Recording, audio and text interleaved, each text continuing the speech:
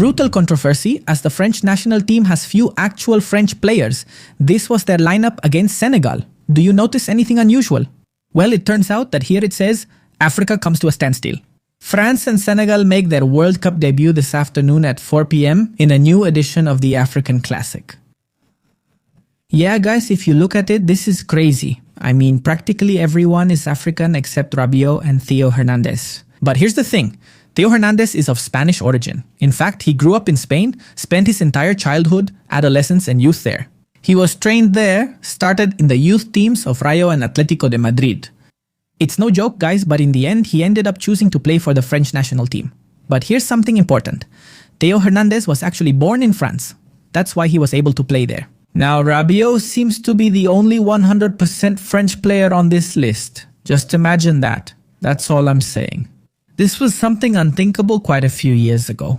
And look, the reality is that the French national team, even the one from 1998, was a team that had one or two African players, like Zidane, for example. I don't know if you know, but Zidane is Algerian. In fact, his son is the goalkeeper for the Algerian national team. Imagine that. Now, let's see what they're telling us here. Just look at this, guys. Here they show us the players with their respective flags or with the flags of the countries they should be representing. Just look at this. It's totally crazy. I mean, basically none of them are French except for Rabiot and well, Theo Hernandez, who's of Spanish origin. Now let's see what they say here. France before. Look at how the French national team looked before and after. The differences are huge. And look, I know someone is going to make the typical comment. Look, this team is a candidate to win the World Cup. They played in the last final. They were champions in the year 2018, and that's objectively true. The reality is that France is a team that, in terms of soccer, is excellent. It's probably the best team in the world. That's exactly how it is. From my point of view, they're the favorite to win the World Cup. They could do it. Obviously, there's Argentina and maybe Spain as well, even though they tied with Cape Verde. Maybe Spain will recover and they could be contenders to win the World Cup. Definitely one of the favorites, no doubt about it. And maybe we could put Portugal in the mix a bit, although Portugal doesn't have much experience since just a few years ago Portugal was a very small team. I mean, Portugal has won a few titles recently, 2 Nations Leagues and a Euro Cup in 2016. But before, Portugal wasn't even a team that used to go to the World Cups. If I'm not mistaken, before the 2004 Euro, Portugal had only been to 3 World Cups and 3 Euro Cups in its entire history. I mean, just imagine that. So, no. It's a team with World Cup experience as such. And that's why I'm not so sure it's a team that's a candidate to win the title. I do think they're one of the favorites. I think they can have a historic World Cup, but I mean, historic for them, sure, but being world champions, I'm not so sure about that. And as for the rest of the teams, not even worth mentioning. I don't see Uruguay winning. I don't see England or Brazil or Germany or any of those teams winning the World Cup. So, watch out for France. They're a strong contender, maybe even the favorite to become world champion. And all this with this team that's almost like an African team. That's true. Now, I know this makes a lot of people say, no, this is excellent, this is great. But I ask you, what would you prefer? To be a third world country competing for a World Cup, or a country in decline competing to win a World Cup? Or a country that maybe makes it to the World Cup from time to time, fights a little, plays a good match or two, but is a first world country, a top country? What would you prefer? I think I'd rather have a better quality of life, right? Sometimes I just want my national team like Japan or Australia to win or at least draw a match. Honestly, I prefer something like that rather than seeing my country collapse and fall apart like in the case of France. In fact, just take a look guys, this is Paris, France, so you can see that this is normal in their cities. Look, guys, this is France. I mean, it's not just the national team, the team is a reflection of what's happening within the nation. Just look at this. What we see in the French national team is normal. It's completely normal because it's happening inside France right now.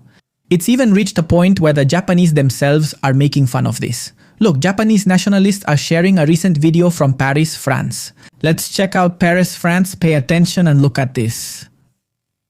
Paris 2026. Wow, how beautiful, right? Put on the little Ratatouille song. Well, today the movie Ratatouille would make more sense than ever, wouldn't it? Just look at this dump, guys. This is France. Honestly, I'm not surprised. And look at this. This official photo of the French national team squad with the national authorities is causing a lot of commotion in France. The reason?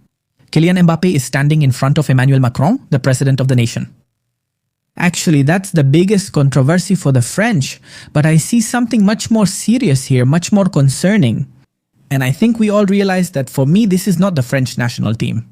This is just the French selecting people from Africa to represent them at the World Cup. It's that simple. But yes, look, Mbappé ahead of Emmanuel Macron. Amazing, the dictator Kylian Mbappé, unbelievable. Now I have a question. Is the Washington Post going to publish an article talking about this? Just like they did with the Argentina national team in 2022, do you remember? The Washington Post wonders why there aren't more Afro players on the Argentina national team. Guys, this was completely real at the time. It was very controversial. On this channel, we mentioned it. It was crazy. I mean, the media during the 2022 World Cup were going crazy because they were saying, how is it possible that Argentina, being a Latin American country, a Hispanic country, how was it possible that the vast majority of its players were white? Well, because obviously the vast majority of the Argentine population is white. What's the problem?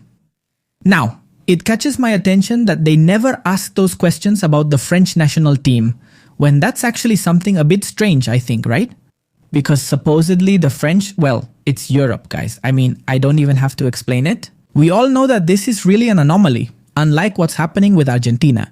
What's happening with Argentina is normal. What's happening with France is not. And even so, the vast majority of the media don't say absolutely anything about the French national team issue. Why? Well, because they approve of this.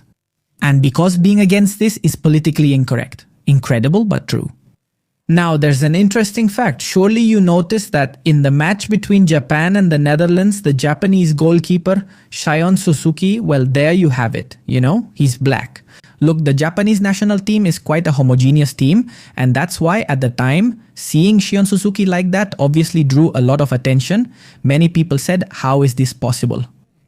Well, look, there's a very, very simple explanation. If you look, his eyes look Asian. I mean, they look Japanese. So what's going on? It's very simple, guys. The guy was born in New York, okay? In New Jersey. And he has a Ghanaian father and a Japanese mother, just like that. That's the explanation. I mean, this man is Japanese, half Japanese, but he's Japanese. Also, as if that weren't enough, shortly after he was born, he went to live in Japan, grew up in Japan, and spent most of his life in Japan. What do you all think about the French national team situation? I think obviously this is controversial and people are talking a whole lot about this. So, gentlemen, thank you very much and see you next time.